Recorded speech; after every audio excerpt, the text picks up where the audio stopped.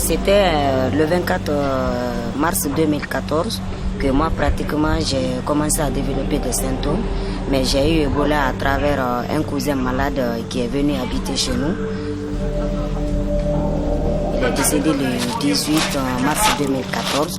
On a effectué l'enterrement. Suite à ça, moi j'ai été contaminé. J'étais sûre d'une chose, que j'étais malade et que j'allais mourir, mais je ne savais pas c'était quelle maladie. C'est quand j'ai été déclarée guérie que j'ai appris que c'est Ebola que j'avais attrapé. Et les premiers patients qui ont été reçus au centre de traitement ne savaient pas qu'ils avaient Ebola.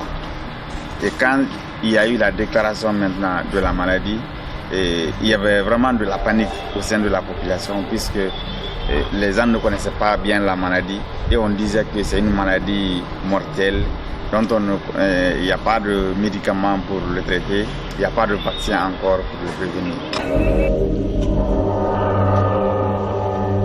Le moment le plus difficile pour moi, c'est d'abord le jour où je suis venu au centre de traitement. Parce que ce jour-là, je ne pouvais même pas marcher. On m'a pris dans un chariot pour m'amener au centre de prise en charge. Et j'étais très fatigué. Et ensuite, quand j'ai commencé à voir mes parents mourir devant moi, donc on était tous ensemble et je les ai vus mourir. Donc c'était vraiment des moments très difficiles pour moi.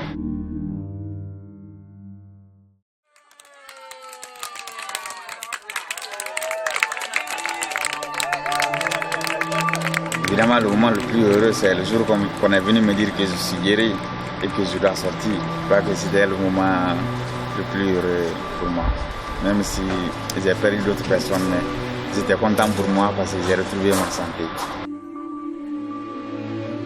Quand je me suis retourné à la maison, j'ai trouvé déjà qu'on avait annoncé que j'étais décédé il y a de cela 2 semaines. Donc quand je suis venu à la maison, les gens me fuyaient.